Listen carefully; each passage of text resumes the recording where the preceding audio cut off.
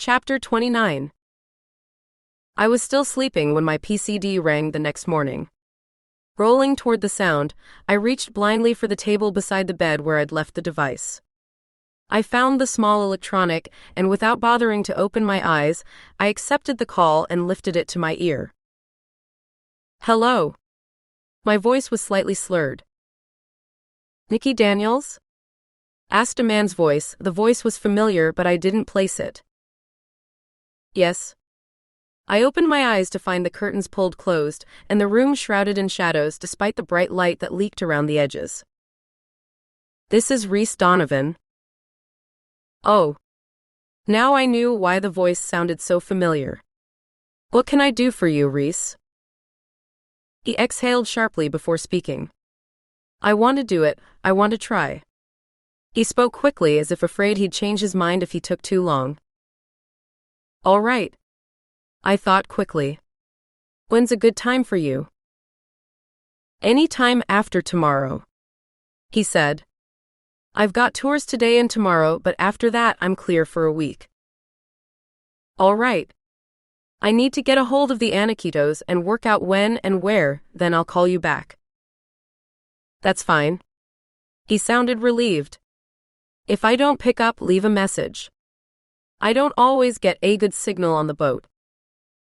No problem. My mind sped ahead to the arrangements I needed to make as we said our goodbyes and rang off. I looked at the device in my hand, checking the time before I set it down. I was stunned to find that it was nearly noon. I must have been more tired than I'd realized. I got out of bed. Devon came into the room as I dug through my suitcase for something to wear. Did I hear a call? He asked. Yeah. I pulled out a pair of jeans, a t-shirt, and clean underwear. It was Reese. He wants to do it. I've got to get a hold of Ridges and set it up, then let Reese know when and where. Why don't I ask Alexis to call Ridges? He suggested. All right, I nodded. That works. Let her know that any time after tomorrow's good with Reese. He nodded. You headed for the shower? Yeah, then I'm going to have to find something to eat. I don't know how I slept so long as hungry as I am. No problem, I'll call down and order something now. Thanks. I stretched up to kiss him on the cheek before I disappeared into the bathroom to shower. My hair was still wet when I went into the common room and found Caden and Devon sitting comfortably in the seating area, involved in their own activities, while Alexis paced back and forth near the dining table while she talked on her PCD. I detoured into the small kitchen to pull a supplement shake out of the small refrigerator. Shaking it, I headed over to Devon. You said something about ordering food? I sat on the sofa beside him. I did, he glanced up from the game he was playing. It should be up in a few minutes, if you'd rather wait. He nodded at the shake in my hand. I popped the can open and took a long drink. I'm hungry enough for both. I tipped the can back and finished the thick liquid in a couple long drinks. What's with Alexis? I nodded in her direction as she continued to pace while she listened to whoever was on the other end of the call. Not sure, he sounded unconcerned. She got a call a little bit ago and she's been doing that ever since. Same call? Yep. It's the Aniquitos, Caden said from his seat. Bill or Ridges? I asked, curious.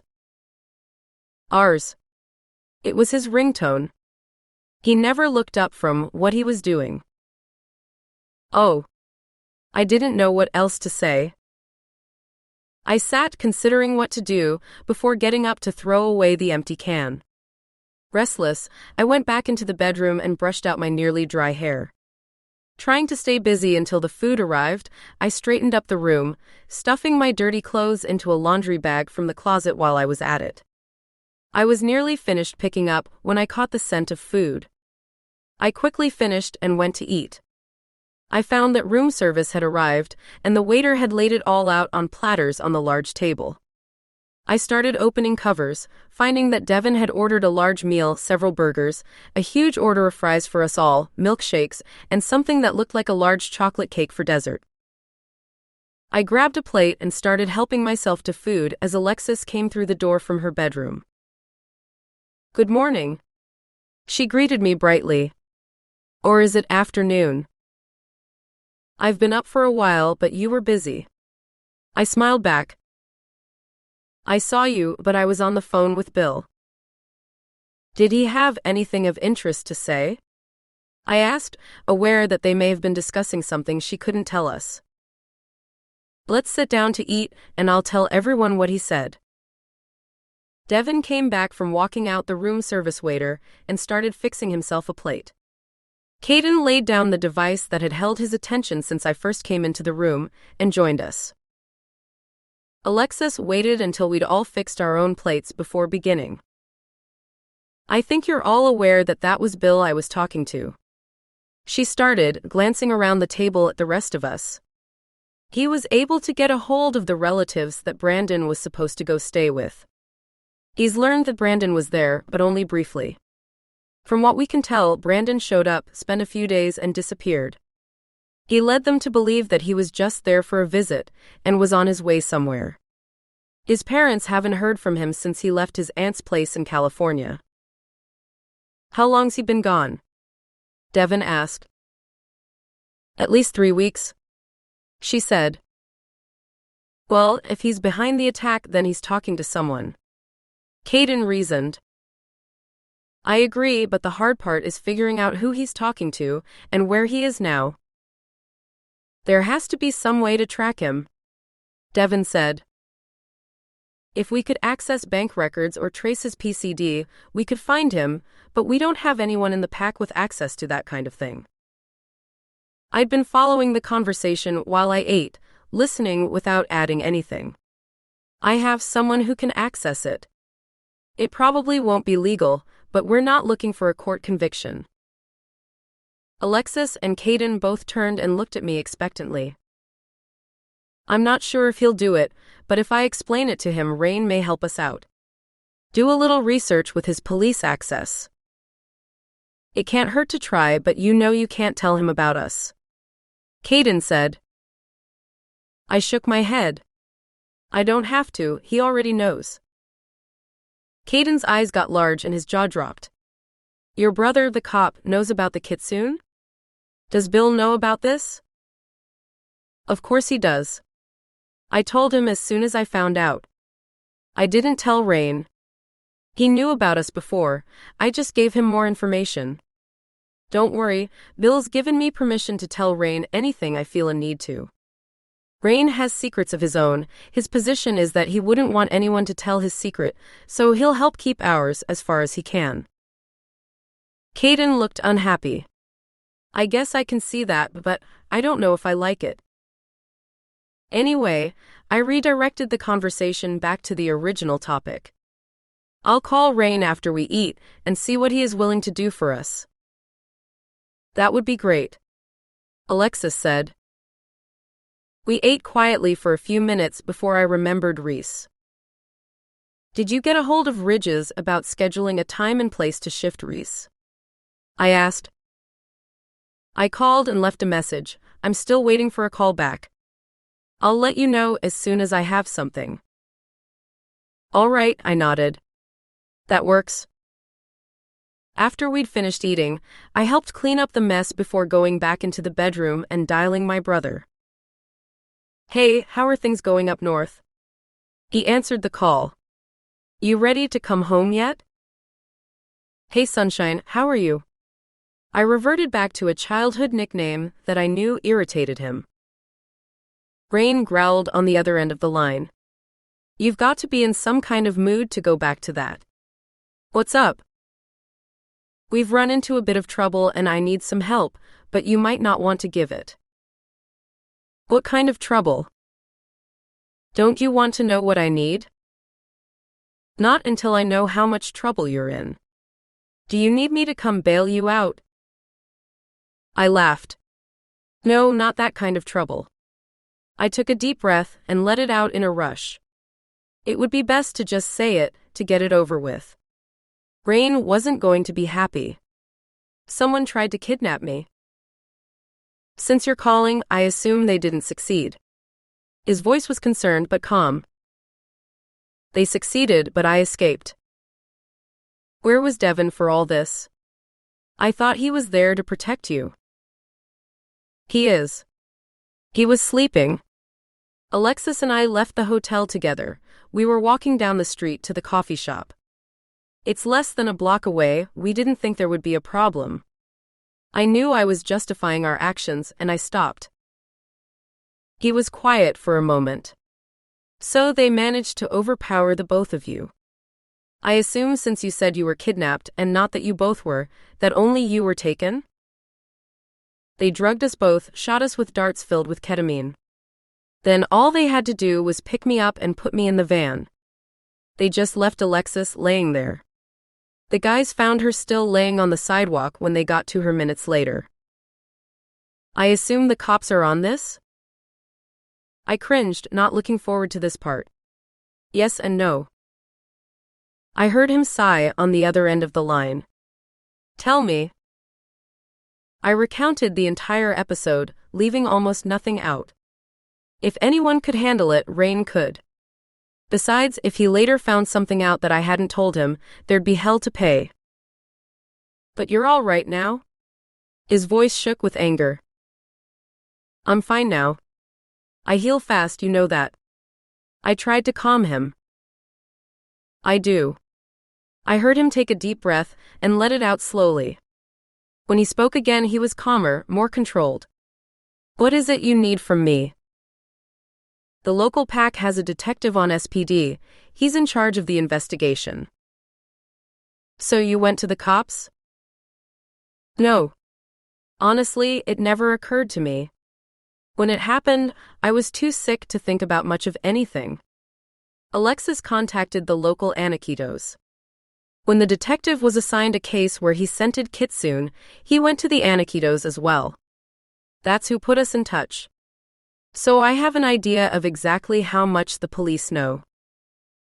There's something you're avoiding telling me, Nickie. He seemed to read between the lines. Just spit it out so I can help you. Well, I was reluctant to start. When the local Aniquitos brought the detective to talk to me, I learned something. It's something that bothers me some, but under the circumstances, I can live with it. I don't know how well you'll take it, though. The lead-up isn't helping. Just spit it out. All right. The detective said that when they found the van, it wasn't empty, there was a body inside. The guys who kidnapped me were human, and when I hit the one who'd been kicking me, I hit him hard enough that it caved in his skull.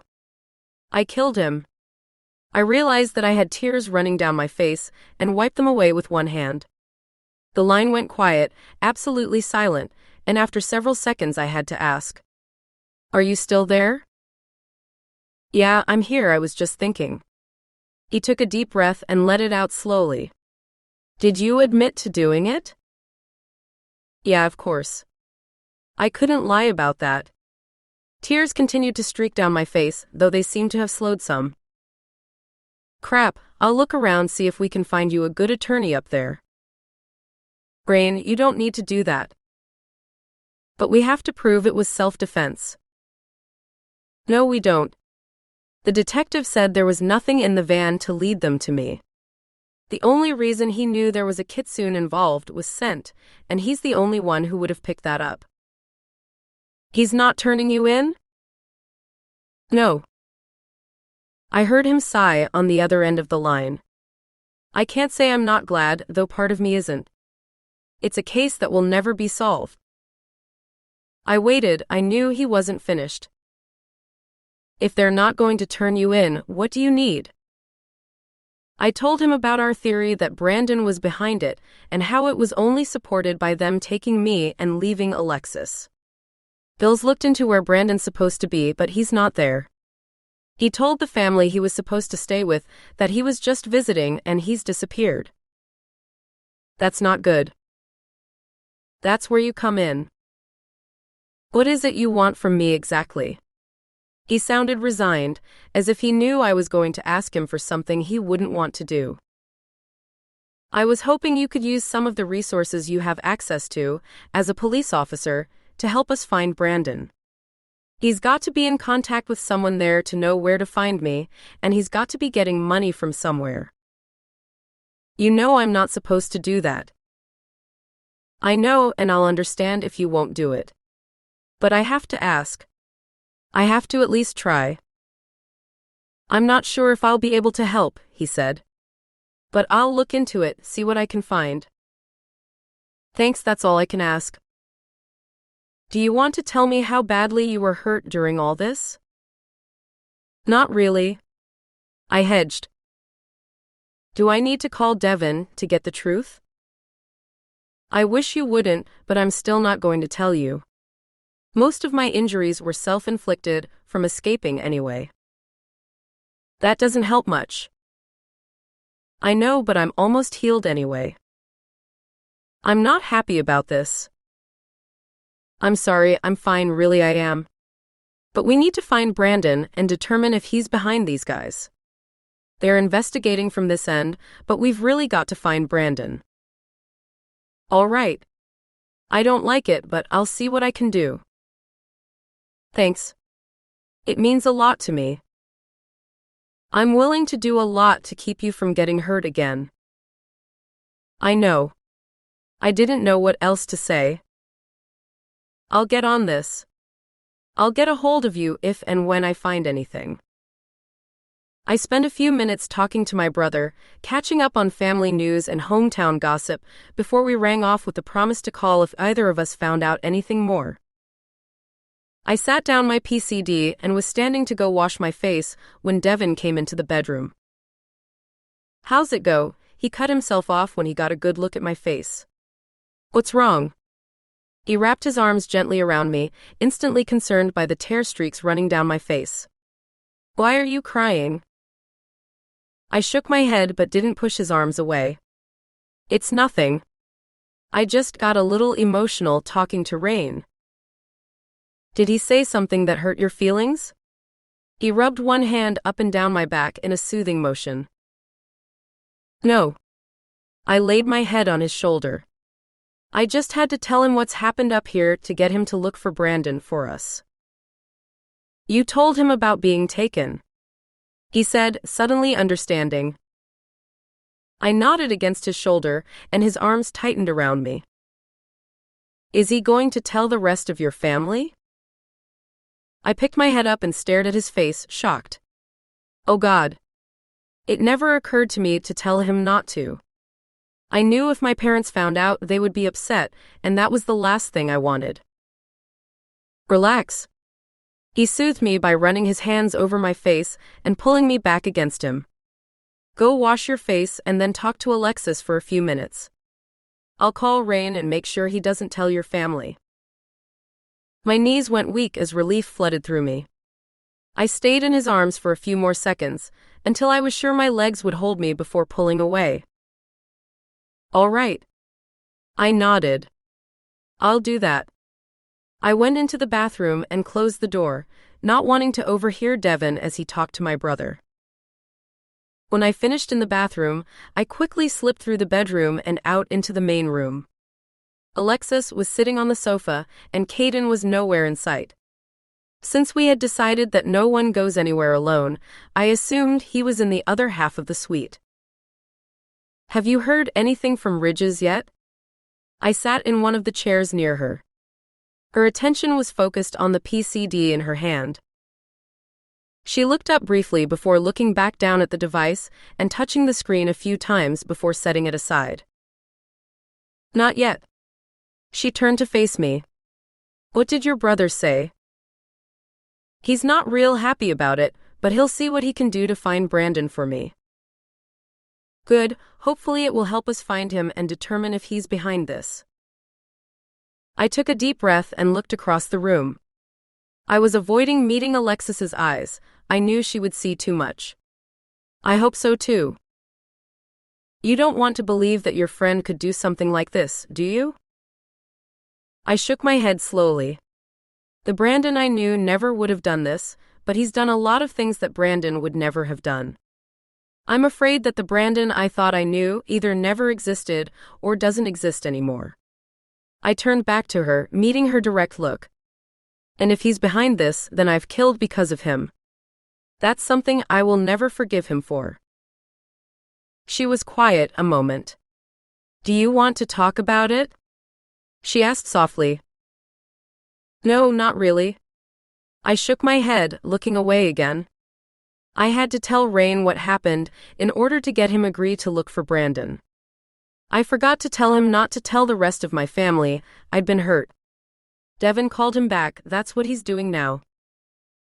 She watched me a few minutes. Which bothers you more? That you did it, or that it was probably someone you considered a friend who put you in the position where you had to? She cut right to the heart of it. The drapes were open, giving me a great view of the city and sky. I watched the clouds move out the large glass wall across the room as I thought. That he was someone I thought was my friend, I think. I know I did what I had to do in order to get away. I don't see how I could have done it any differently and still have escaped, not considering the circumstances. But if he's the reason I had to, if he's the one responsible for putting me in that position to start with, that I can never forgive. Ridges arranged for us to use the same piece of land that we'd used for our run to shift Reese. It was convenient since we already knew where it was. Maybe Ridges thought of that, I didn't ask. Reese met us at the hotel and followed us out to the site.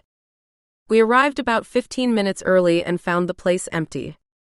We parked in the same corner we'd used a couple of days earlier. Reese pulled his pickup in beside our vehicle, leaving several feet of empty space. If we'd been expecting a large group, a gap that size would have been rude, but since there should only be a few, it wouldn't matter. We climbed out of our vehicles and stretched to get rid of the stiffness from the ride. I turned to go talk to Reese when I heard the pop of tires moving over uneven ground. I looked back toward the road to see who it was. It's probably Ridges, Alexis said, drawing my attention. Is he bringing anyone else? I wondered for the first time. Enforcers for sure, and he said he may bring local healers. Electo, Lysandros, and Harmonia are all possible too. I mentally cringed. I wasn't looking forward to performing in front of a crowd, especially if this didn't work. A newer model compact SUV pulled into the clearing a moment later. I didn't recognize it, but then I'd never seen Ridge's vehicle. They pulled up on the other side of Reese's truck. I was watching the new vehicle, waiting to see who climbed out, when another car pulled into the clearing. This one was older and much smaller, not really ideal for the rough road leading into the clearing. It was obviously a car designed for city driving. I turned back to the SUV and saw that Ridges and his enforcer Bennett were climbing out. But they weren't alone, Detective Bolser was with them. I frowned slightly, wondering why he was here, but Morgan getting out of the smaller car distracted me. We gathered in front of the vehicles, near the tree line. As Alexis suggested, I took charge. She'd said it would do me good, especially since I would be doing most of the arrangements on these things from now on. Is everyone here? I asked cheerfully. Ridges glanced around. I think so. Good. I turned so I could address both Ridges and Reese. Mr. Ridges, this is Reese Donovan. Reese, Mr. Ridges, he's the local Anikidos. To the right is Bennett, his enforcer, and Detective Bolser. Don't worry, he's pack too. On the left is Morgan, he's one of the pack healers. They shook hands and exchanged greetings. I waited until everyone had quieted again before continuing. Does everyone understand what we're doing today? I looked around, making sure there were no questions. Do you mind if I watch? It's not really why I'm here, but I'd like to watch if you don't mind. Morgan asked. I glanced at Alexis and Reese. They both shook their heads. They had no problems with it. It's fine, I replied and turned back to Reese. If we're successful, we'll shred any clothing you have on. So strip down as far as you're comfortable. After the shift, I'll let you run for a while. I looked at Ridges for approval. He nodded silently. Before we make sure you can shift back. You should be able to do that on your own. From what I've been told, it's generally the first shift that's the hardest. Any questions? I looked around again. Are you planning to run too? Detective Bolser asked. I don't need to if you want to talk. I gave a slight shake of my head. If you don't mind, I'd like to have a few minutes with you then, he said. I don't see any reason why not. I glanced around the group for more questions before looking back to Reese. Why don't you go get ready? I'll wait for you here. Reese quietly went to his truck and took off most of his clothes. Moments later, he came back wearing nothing but a pair of boxers. I think you'll find it's easier if you bend down, as if you were going to shift on your own. And after all the anticipation, you'll be glad to know it will be over with rather quickly. Reese nodded. All right. He bent down on one knee in front of me, but instead of bowing his back so he could put his hands on the ground like I do when I'm shifting, he sat with his back straight. The position reminded me of someone about to be knighted, without the bowed head. I glanced at Alexis, making sure she was ready. She nodded, and I held my hand in Reese's direction, but I was standing too far away to touch him, even if I wanted to. I closed my eyes and unfolded the part of me that could sense Reese's wolf. I pushed the power into him, reaching for his wolf. I had to reach deep to find where Reese's wolf had retreated to, where he had hidden for years. I visualized myself reaching out to the wolf, coaxing him toward the surface. After so many years in hiding, he was reluctant, and it took me several tries to get him to move closer to the surface. I opened my eyes and met Alexis' gaze. I raised both eyebrows and mentally asked, "Is it done?" She nodded once. Quickly, before Reese or his wolf could guess what I was doing, I used the power filling me to grab hold of Reese's wolf. Once I had a firm grip, I pulled sharply, dragging him to the surface. Reese's body blurred with the shift, and he screamed at the shocking pain of the shift I was forcing onto him. In seconds, Reese stood in front of us in his wolf form. He was a nearly snow-white wolf, a little longer than Reese's 6-foot height. He panted as he glared at me accusingly. I'm sorry. Your wolf was so reluctant to follow me that I wasn't sure I could get him to surface if I gave him the choice. I knew it would hurt, and I'm sorry for that, but look at yourself, it worked. I said, meeting his amber eyes. Go run. I'll be here when you're ready to change back. He gave me a long look before turning and taking off through the forest, stumbling a little at first, but soon racing through the forest as if he'd been doing it for years. I turned back to the rest of the group. Impressed? I asked flippantly. Very nice. Ridges said. Interesting. Morgan put in. Were you aware of pulling energy from Devon while you worked? No. I shook my head. Not just you, Morgan said. It was slight, but your harmonia pulled from him too. I looked at him, confused, before turning to Alexis. Do you know anything about this? Not offhand. Give me a few minutes with Morgan, and we'll see if we can figure it out, she said. All right. I nodded, trusting her to figure out what was going on. I'll see what Detective Bolser wanted while you do that. She nodded, and I turned and went back to the detective, Devon, right beside me. You wanted to talk? I asked, approaching the man who was only a couple inches taller than me. I did. He glanced at Devon. We think we have the rest of your kidnappers in custody, and they're talking. What are they telling you? That they were hired to take you. They don't have a name, just a picture and the hotel's address. The man who hired them gave them the drugs they darted you with.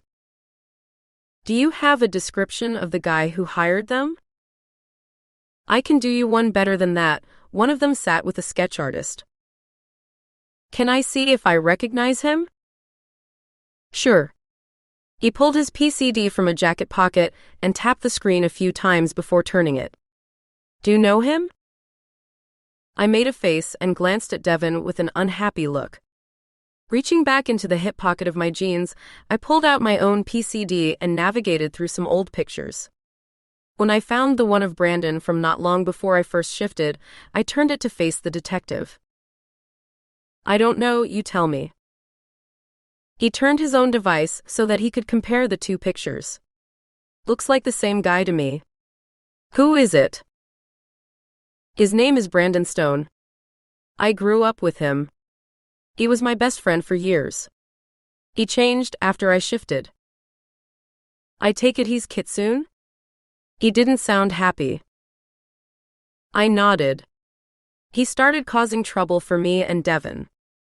It got to the point that our Anikitos banished him. He's the only one we could think of who might be behind the kidnapping. Do you know where he went after he was banished?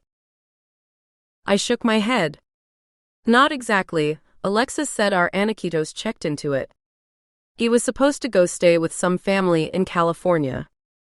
When Bill contacted them, he discovered that he had been there, but only briefly. Brandon had told them he was there for a visit. He was just passing through before he left. No one knows where he's been since. Obviously, he's been in touch with someone. Someone had to have told him we are here and our hotel. Devon put in. But we don't know who. Yet. The detective nodded unhappily. Do you know why he'd try to kidnap you? I can only guess. It's likely more of what he was doing that got him banished. He seems determined that I'm his mate, that Devon has stolen me from him, and that he can convince me that we belong together, if only he had a chance. I rolled my eyes as I repeated Brandon's reasoning, letting the detective know what I thought. Bolser looked from me to Devon and back again. The two of you are mated, right? Not exactly, at least, not yet. I said. She means we haven't sealed our mating yet. We've both had a lot of changes lately and we just want to be sure. I nodded, agreeing with Devon. I'll start looking into this Brandon Stone, but without bringing you in to identify the picture, I don't know how much we can do. Without a victim, the department's hands are tied. I mean, we've got the humans. They'll be charged with murder, since any death occurring during the commission of a felony is automatically murder for everyone involved. It doesn't matter who dies. They've already admitted to the attempted kidnapping, so they won't be going anywhere soon. I have someone looking for Brandon. I said. I don't know what we're going to do exactly, but I'm pretty sure we'll find him. Eventually. Our Anikitos isn't happy about this. I'm sure he'll hire someone if he has to. Devon added. The detective nodded. I wanted to let you know what we knew and what we could do about it. I'm sorry it's not more. No, you've helped a lot. Now we know for sure that Brandon's behind it. The detective nodded and wandered away, seeming to be lost in thought. I stood for a moment, watching the people around us.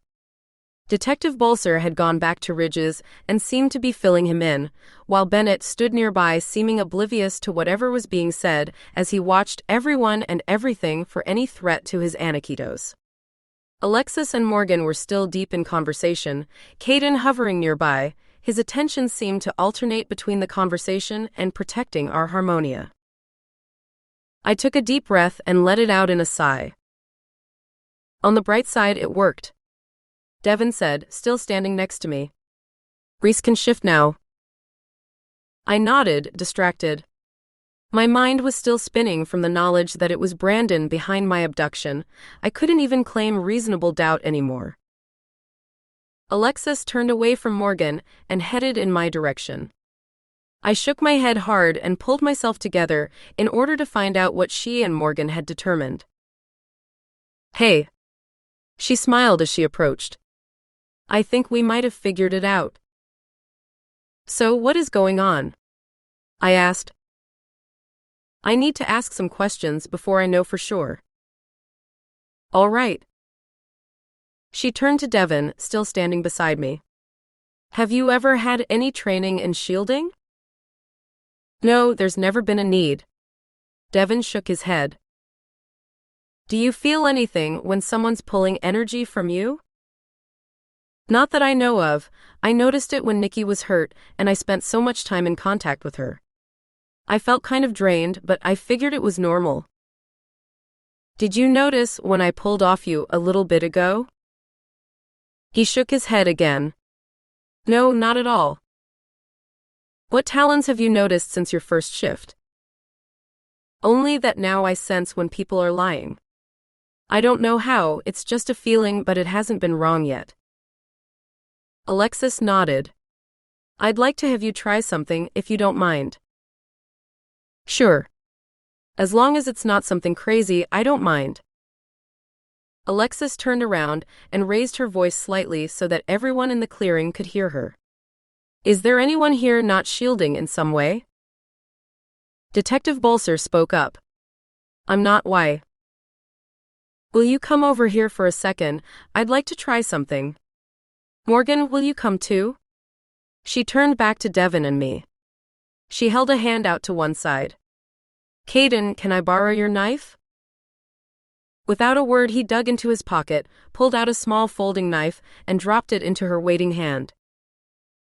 Devon, can I have your hand for a moment? Devon lifted one eyebrow, unsure of what she was going to do, but slowly extended his hand to her anyway. Morgan, will you watch? Alexis asked the other healer. No problem, he said. Alexis took Devon's hand, and before I realized what she was doing, she ran the sharp blade across meaty part of his palm, cutting deeply. Devon hissed, pulling his hand away and curling his fingers around the dripping wound. Alexis. I gasped, shocked.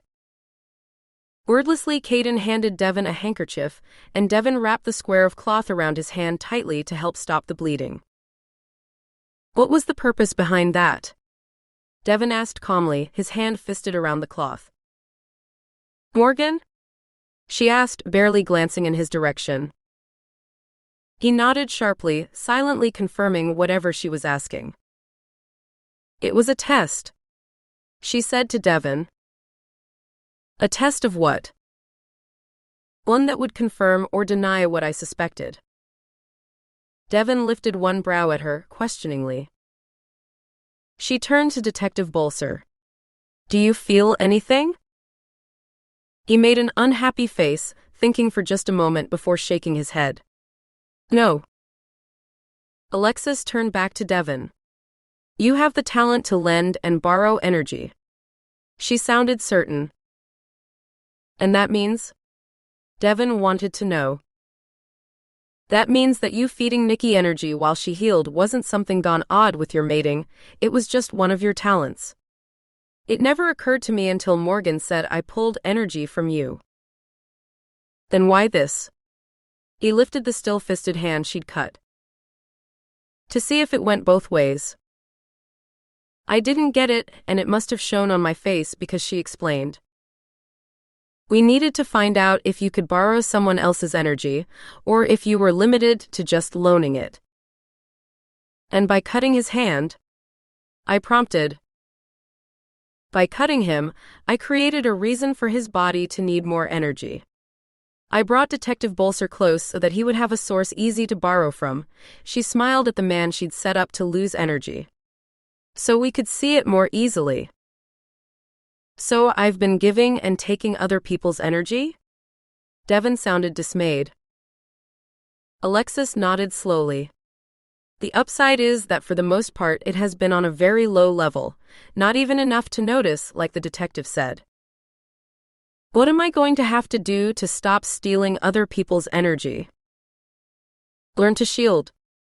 Good shields will stop the unintentional transfer of energy. Once you have those, we can arrange to have someone train you on how to use your talent deliberately. All right. Devon nodded. I can do that. Remind me once we get home and I'll make arrangements. I'll do that. Thanks, Allie. Devon wrapped his good arm around me, pulling me against his side as Alexis nodded and went to go talk to Ridges. Morgan turned to go wait by his car, and Detective Bolser looked at the two of us for a few seconds before wandering away into the nearby trees. I can help you get started on shielding if you'd like, I offered. I'd appreciate it. He placed a soft kiss on my forehead. Let me see. I held out my hand and waited. Devon lifted his cut hand and set it into mine. Allie? I asked. I'd never heard our friend called that before. It just slipped out. He made a face. It's what Amy called her while they were in school. Ah. I nodded, carefully unwrapping the bloody handkerchief. We found that the wound had sealed. There was nothing left but a shiny pink scar, and I knew from experience even that wouldn't last long. I found a clean spot on the handkerchief and wiped away as much of the drying blood as I could. We waited until Reese returned from his run and made sure he was able to shift to human on his own before we left, leaving the locals behind.